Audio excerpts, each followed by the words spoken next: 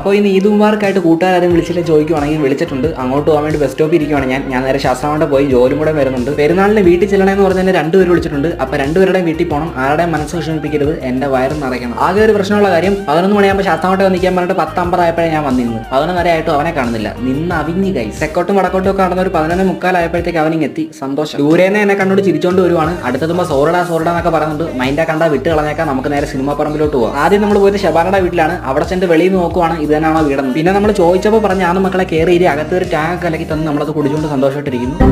നിങ്ങളിപ്പോൾ കണ്ടതാണ് ജോലിൻ്റെ പെങ്ങൾ ജീന. അതൊക്കെ കഴിഞ്ഞിട്ട് നമ്മൾ കഴിക്കായിരുന്നു. ബീഫ് ബിരിയാണി ആയിരുന്നു, നല്ല ബിരിയാണി ആയിരുന്നു. കഴിച്ച് കഴിഞ്ഞിട്ട് അടുത്ത് നമുക്ക് പോകേണ്ടത് അമീൻ്റെ വീട്ടിലാണ്. അവിടെ ചെന്നപ്പോഴും അവിടെ ഇതേ കാര്യങ്ങളാണ് നടക്കുന്നത്. ടാങ്ക് കലക്കി തരുന്നു, കുടിക്കുന്നു, പിന്നെ ബിരിയാണി കഴിക്കാതിരിക്കുന്നു. അവിടെയൊക്കെ പറഞ്ഞ പോലെ ഇവിടുത്തെ ബിരിയാണി അടിപൊളിയാണ്. എവിടുത്തെ ബിരിയാണി ആയാലും എല്ലാ ബിരിയാണി അടിപൊളിയാണ്. അതുപോലെ ഇവൻ എൻ്റെ വീഡിയോസ് കണ്ടിട്ടുണ്ടെന്ന് പറഞ്ഞിട്ട് എന്നെ വന്ന് കെട്ടിപ്പിടിച്ച് ഗൈസ്. ഇതിന് മുന്നേ എൻ്റെ വീഡിയോസ് കണ്ടിട്ടുണ്ടെന്ന് പറഞ്ഞ് വന്നവരൊക്കെ ഉണ്ടായിരുന്നു. പക്ഷേ ഇവൻ്റെ റിയാക്ഷൻ അതൊന്ന് വേറെ ആയിരുന്നു ഗൈസ്. ഒരുപാട് സന്തോഷം ഉണ്ടാക്കി എനിക്ക്. നിങ്ങൾക്ക് പെരുന്നാളായിട്ട് ബിരിയാണി കിട്ടിയല്ലോ എന്നൊക്കെ താഴെ കമന്റ്